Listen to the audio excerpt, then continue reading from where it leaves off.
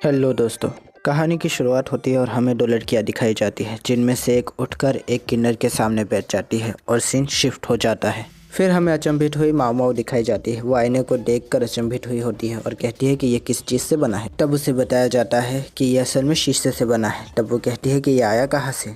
तब उनमें से एक कहती है कि ये असल में मगरिब से आया है। और तब वो सोचती है कि इतनी दूर से कितना संभाल के लाया गया होगा, फिर तो ये बहुत ज़्यादा महंगा भी होगा। अगर मुझसे गलती से भी टूट गया तो मेरा सर तन से जुदा होना पक्का है। फिर लेडी इन वेटिंग कहती है कि ऐसा एक और था जो कि योगाई ने तोड़ दिया था। तभी वो कहती है कि वो दिन याद मत दिलाओ। तभी मामा सोचती है कि इसका मतलब लेडी क्योको बहुत ही बड़े दिल की मालकन है। और फिर आईने को ध्यान से देखने लगती है और सोचती है कि इस तरह के आईने अगर हम बनाने लगे तो काफ़ी अच्छा बिजनेस हो जाएगा। तभी उनमें से पीछे की एक कहती है कि तुम्हारे दिमाग में हमेशा बिजनेस ही चलता है। मामा आईने को छूकर कहती है कि ये कितना बारीक है और कितना सटीक बनाया गया है, बहुत मेहनत लगी होगी इसको बनाने में। तभी उनमें से एक लेडी इन वेटिंग कहती है कि असल में खास विदेशी राजदूतों के द्वारा यह हमें तोहफा दिया गया है और ये हर ऊंचे दर्जे की कॉन्क्यूबाइन के लिए लाया गया था। तभी मामा सोचती है यहाँ 4 ऊंचे दर्जे की कॉन्क्यूबाइंस है, मतलब कैसे 4 आईने यहाँ पर लाए गए हैं, चाहे रेगिस्तान से हो या फिर समंदर से। इसको यहाँ पर लाना बहुत मुश्किल भरा रहा होगा। शायद वो कोई खास मुआहदा करना चाहते हैं इसको देकर। हम देखते हैं कि काओशुक मामा की मदद मांगते हैं। लेडी होंगयान भी वही होती है और वो कहते हैं कि आप भी हमें ज्वाइन करें। हम देखते हैं कि वो तीनों मेज़ पर बैठ जाते हैं। तभी मामा सोचती है कि लेडी होंगयान गाओसुंग को पसंद करती थी, लेकिन जब से उन्हें पता चला है कि उनकी एक बीवी और बेटा है, तब से उनकी दिलचस्पी उनमें खत्म हो गई है। गाओसुंग कहते हैं कि बात असल में 2 जुड़वा लड़कियों की है। वो दोनों एक जैसी दिखती है और उम्र में भी एक दूसरे के नज़दीक है और वो बहुत ही रईस खानदान से ताल्लुक़ रखती है। असल में उनके माँ बाप उनसे बहुत ज़्यादा मोहब्बत करते हैं, लेकिन जैसे जैसे वो बड़ी हुई उनकी मोहब्बत फ़िक्र में बदल गई। वो अपनी बेटियों को कहीं आने जाने नहीं देते, बल्कि उन्हें एक ही कमरे में बंद रखते हैं। उनकी बेटियों ने कई बार घर से बाहर निकलने की कोशिश की, जिसकी वजह से उनके अब्बा ने उनके लिए एक लेडी इन वेटिंग रख दी जो कि उन पर नज़र रखे। लेकिन वो लेडी इन वेटिंग भी उनकी मदद करने लगी बाहर जाने में। तभी उनके अब्बा को ये पता चला और उन्होंने उसे निकाल दिया और 2 मर्द मुलाजिमों को उनकी नज़र रखने के लिए मुतयन कर दिया। वो रोज़ उन पर नज़र रखते थे और लड़कियाँ भी घर के अंदर बुनाई का काम करती थी और कुछ नहीं। लेकिन एक दिन फिर ऐसा हुआ कि उनमें से एक पेट से हो गई और दूसरी ने कहा कि इसके ऊपर किसी ने जादू कर दिया है और उसका बच्चा इसके अंदर है। सब लोग सोच में पड़ जाते हैं कि आखिर ऐसा हुआ तो हुआ कैसे। मामा पूछती है कि क्या उन लेडी इन वेटिंग ने उनकी मदद फिर से नहीं की होगी बाहर जाने में। तभी काओशुन जवाब देते हैं कि नहीं, ऐसा नहीं हो सकता, क्योंकि उस लेडी इन वेटिंग को निकाल दिया गया था, जिसके बाद दूसरी डर गई थी। फिर लेडी होंगयान कहती है कि उन मर्दों का क्या उन पे नज़र रखते थे। तभी वो कहता है कि नहीं, उन्हें सिर्फ बाहर से नज़र रखने की इजाज़त थी, वो अंदर नहीं आ सकते थे। तभी मामा कहती है कि ऐसा कैसे हो सकता है, बगैर छुए कोई लड़की गर्भ से हो जाए। लेडी होंगयान उससे पूछती है कि तुमने ऐसा कभी कुछ सुना था। तब वो कहती है कि हाँ, मैंने सुना तो था। एक लड़की थी, वो कहती थी कि वो गर्भ से है और उसे किसी मर्द ने हाथ भी नहीं लगाया। कुछ दिनों बाद उसके मासिक आना भी बंद हो गए थे और उसका पेट भी दिखने लगा था।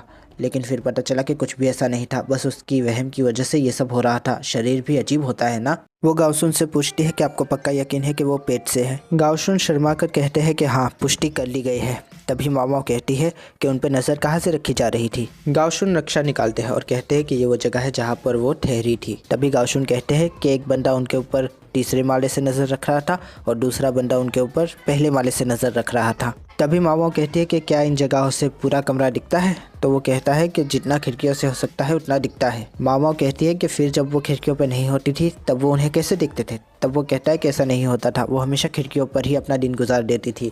मामा ये सुनकर अचंभित हो जाती है और कहती है कि ये कैसे हो सकता है। काओशुन कहता है कि असल में उन्हें बुनाई का शौक था, जिसके लिए वो हमेशा खिड़कियों के सामने आके बैठ जाती थी। मामा कहती है कि बड़ा अजीब शौक था, ये तो बहुत ही ज़्यादा मुश्किल बन चुका है। वो गाओशुन से पूछती है कि बताए कितने लोग थे उसके पहरे पर। तभी वो कहता है कि 2 ही लोग थे और वो दोनों अपनी ड्यूटीज़ पर आ जाते थे टाइम पर और टाइम पर ही घर वापस जाते थे। मामा और भी ज़्यादा सोच में पड़ जाती है। वो कहती है कि ऐसा कैसे हो सकता है, कुछ तो गड़बड़ है। गाओशुन आस्तीन में हाथ डालकर एक पुतली निकालते हैं और कहते हैं कि ये जिंगशी ने आपके लिए भेजी है। वो कहती है कि अभी तो बहुत देर हो चुकी है, ये बात तो बहुत पहले हुई थी। तभी वो कहती है कि पहले इतनी देर लगाई और अब अचानक से दे रहे हैं, आखिर वो क्या करते हैं, कभी समझ ही नहीं आता।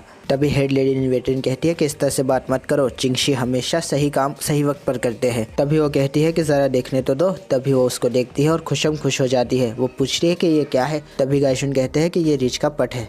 तभी हमारी अपा फिक्र कहती है कि पाचन तंत्र के लिए ये बहुत ही ज़्यादा अच्छी दवाई है। गाइशुन कहते हैं कि आपकी खुशी देखकर मुझे अच्छा लगा। वैसे तो ये खुद वो देना चाहते थे, लेकिन उन्हें एक काम आ गया, इस वजह से मैं आया हूँ। फिर अपा फिक्री इजाज़त लेकर एक छोटा सा शीशा वहाँ पर लेकर आती है और जिस जगह पर खिड़कियाँ होती है वहाँ पर गोल कर देती है और एक एक बादाम उनमें रख देती है और कहती है कि मान लीजिए कि ये वो दोनों लड़कियाँ हैं और उसके बाद एक बादाम को हटाकर उसकी जगह पर शीशा रख देती है और तभी दोनों चौंक जाते हैं और कहते हैं कि ये कैसे हो गया। फिर वो कहती है कि नजर रखने वाले इतने दूर थे कि उन्हें पता ही नहीं चला कि वो जिसे देख रहे हैं वो बस शीशे का एक अक्स है। तभी गाओशुन कहते हैं कि लेकिन उन्होंने जो बुनाई की वो बिल्कुल अलग थी, एक ने खरगोश बनाया था तो दूसरी ने पक्षी।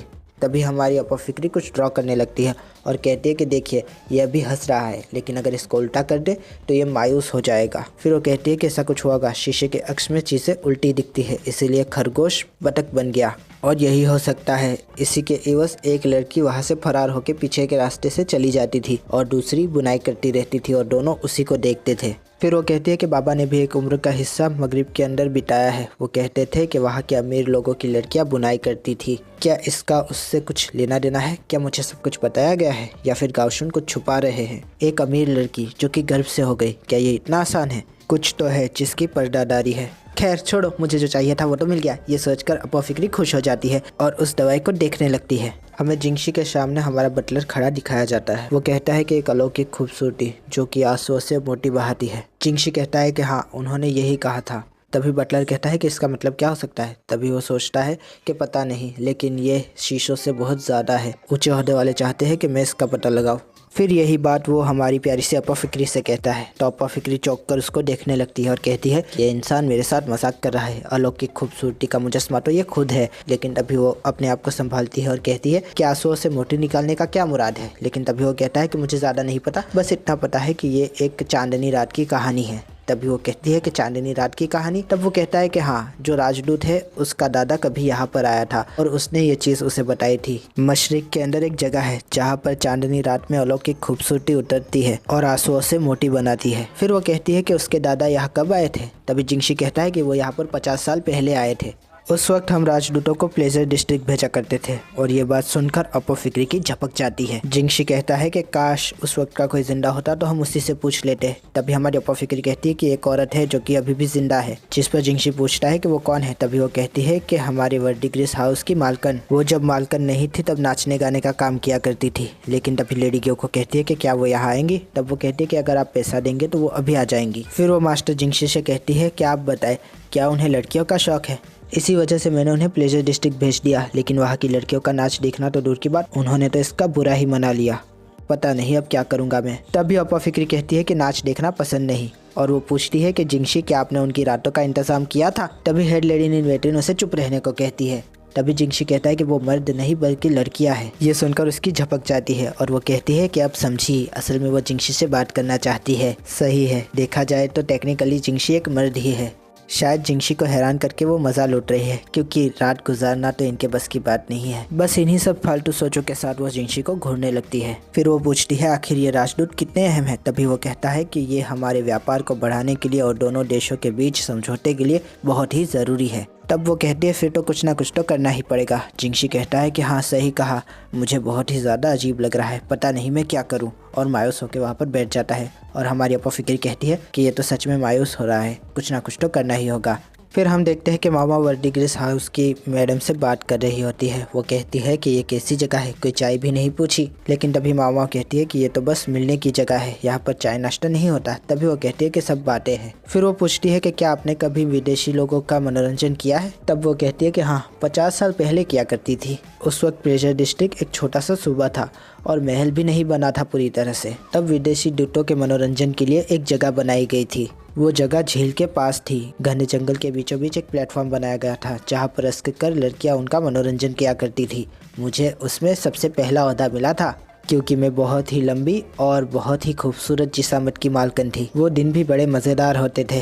तुम जानती हो हम किस किस तरह से उनका मनोरंजन किया करते थे उस वक्त। और साथ ही ये कहती है कि किसी से कहना मत, मैं राजा की फेवरेट थी उस टाइम पर। खैर वो भी क्या दिन थे। फिर वो कहती है कि हम जंगल से लार्वा चुन के उनकी टिटलियाँ बनने तक उन्हें अपने साथ रखते थे और उसके बाद उन्हें रातों के अंधेरे में मशानों के आगे छोड़ दिया करते थे, जिससे कि वो जलकर खूबसूरत आकार ले लेते थे। लेकिन एक दिन जलने वालों ने उनकी राख मेरे कपड़ों पे डाल दी, लेकिन मैंने अपनी होशियारी से उनके मंसूबों पर पानी फेर दिया। उनके चेहरे देखने वाले थे, गुस्से से लाल हो गए थे वो पूरे। तभी मामा कहती है कि जवानी में तो आप कयामत लगती होगी, लेकिन तभी वो उसके माथे पे मारती है और कहती है कि इज्जत से बात करो मुझसे। और फिर एक पेंटिंग खोल के उसे दिखाने लगती है और कहती है कि ये मैं हूँ, ये उनमें से एक ने बनाई थी और मुझे तोहफे में दी थी। और मामा उस पेंटिंग को देखकर समझ जाती है कि उसे क्या करना है। हम देखते हैं कि वो वही पेंटिंग जिंगशी के सामने ले जाती है और जिंगशी कहता है तो ये बात है, ये है उसका असली राज। लेकिन फिर भी 175 मीटर लंबी लड़की हम कहाँ से लेकर आएंगे। तभी मामा कहती है कि वर्डिग्रेस हाउस की मालकिन उस वक्त 175 फीट की थी और निहायत ही खूबसूरत भी, तो इसी तरह की कोई लड़की काम कर सकती है। तभी वो कहता है कि वो तो ठीक है, लेकिन खूबसूरत लड़कियां लंबी नहीं है और लंबी लड़कियां इतनी खूबसूरत नहीं है। आखिरकार हम करें तो करें क्या। वो अच्छी नाचने वाली भी होनी चाहिए, क्योंकि मालकन का नाचने में उस वक्त कोई मुकाबला नहीं था। ये सुनकर जिंगशी कहता है कि अब तो तुम मुझे डरा रही हो, आखिर ऐसा कौन है जो लंबा भी हो, खूबसूरत भी हो और नाचना भी जानता हो। तब अपा फिक्री सोचती है कि अब तो एक ही रास्ता बचता है और फिर जिंगशी को ध्यान से घूरने लगती है और जिंगशी उसको देखकर कहता है कि तुम आखिर कहना क्या चाहती हो, और सीन शिफ्ट हो जाता है। हम देखते हैं कि कॉक्यूबाइन लोलन के सामने एम्परर बैठे हुए होते हैं और दोनों ही काफ़ी ज़्यादा गमगीन होते हैं। और दूसरी तरफ चांदनी रात में शीशु कुछ लाड़वा चुन रही होती है और फिर एक खूबसूरत तितली आती है चमकती हुई और वो उसके सामने से जाती है और वो उसको देखकर खुश हो जाती है। और यहाँ पर ये एपिसोड खत्म हो जाता है। आशा करता हूँ आपको ये रिव्यू पसंद आएगा दोस्तों। अगर पसंद आया तो लाइक कीजिए, शेयर कीजिए, सब्सक्राइब कीजिए, ज़्यादा पसंद आया तो कमेंट भी कीजिए दोस्तों। थैंक यू, खुदा हाफिज़, अपना ध्यान रखिएगा, फिर मिलेंगे। Thank you.